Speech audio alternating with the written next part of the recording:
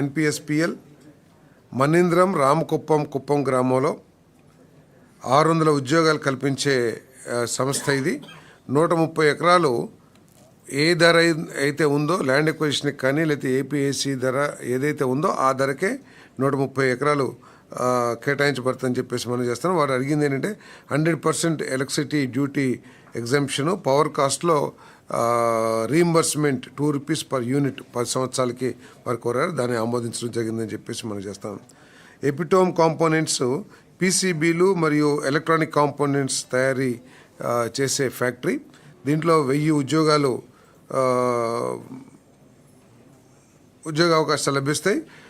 19.06 ఎకరాలు as per policy కేటాయించబడుతుందని చెప్పేసి మనం చేస్తాం. వీళ్ళందరూ ఏంటంటే ఎర్లీ బర్డ్ ఇన్సెంటివ్స్ ఏదైతే ఉన్నాయో, అంటే మొట్టమొదటిగా పాలసీ రాగానే ఎవరైతే ఫస్ట్ పెడతారో వాళ్ళకు ఉండే ఇన్సెంటివ్స్ కూడా ఈ ఫ్యాక్టరీస్ అన్నిటికీ కూడా వర్తిస్తాయని చెప్పేసి మనం చేస్తాం. ఇన్చిప్ సెమీ కండక్టర్ లిమిటెడ్ 22,976 కోట్ల పెట్టుబడి, 1,241 మంది ఉద్యోగ అవకాశాలు లభిస్తాయని చెప్పేసి మనం చేస్తాం. ఓర్వకల్ మన ఏదైతే ఇండస్ట్రియల్ కారిడార్ ఉందో కర్నూలు జిల్లాలో, ఇది సిలికాన్ కార్బైడ్ డివైస్ డిస్క్రీట్ మరియు మాడ్యూల్ ప్యాకేజింగ్ మ్యానుఫ్యాక్చరింగ్ ఫ్యాబ్రికేషన్ ఏర్పాటు చేసే ప్రతిపాదన. సబ్సిడీ రేటుతో 150 ఎకరాల భూమి కేటాయింపు, టైలర్ మేడ్ ప్రోత్సాహకాలు అందించడం జరుగుతుందని చెప్పేసి మనం చేస్తున్నాం. అంటే 10 లక్షల రూపాయలు పర్ ఎకర్కి వారు కోవటం జరిగింది. దాన్ని ఆమోదించడం జరిగింది. 150 ఎకరాలు.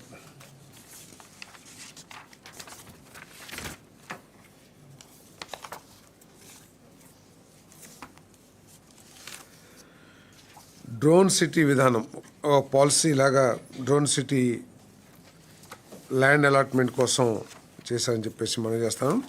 డ్రోన్స్ మీ అందరికీ తెలిసిందే, దేశంలో అన్ని రాష్ట్రాల కంటే కూడా మరి చంద్రబాబు నాయుడు గారి నాయకత్వంలో ఆంధ్రప్రదేశ్ చాలా ముందుంది. దానికోసం ఒక ప్రత్యేకమైన పాలసీ తీసుకురావడమే కాకుండా డ్రోన్స్ ఏర్పాటు చేసే పారిశ్రామిక వాడిని కూడా కర్నూలు దగ్గర ఏర్పాటు చేస్తున్న విషయం మీద తెలిసిందే. మరి ఈ పాలసీలో డెడికేటెడ్ డ్రోన్ ఇండస్ట్రియల్ జోన్ ఒకటి ఏర్పాటు చేయడం జరుగుతుంది. మరి ఇక్కడ